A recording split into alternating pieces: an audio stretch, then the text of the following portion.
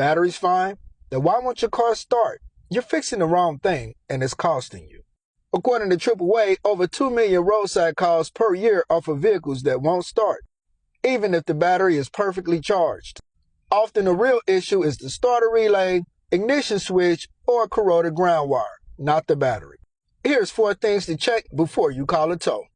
Check for a clicking sound when you turn the key. No click, the issue is likely the starter. Wiggle the gear shift. A faulty neutral safety switch could be preventing ignition. Inspect the battery terminals for corrosion, even if the voltage looks good. And turn on your headlights. If they're dim when you crank, your starter may be seizing. Don't throw money at the wrong fix. Save this post so you're ready the next time your car plays dead. Follow for more car care tips. Check the profile for recommended resources and share this with someone who needs to know.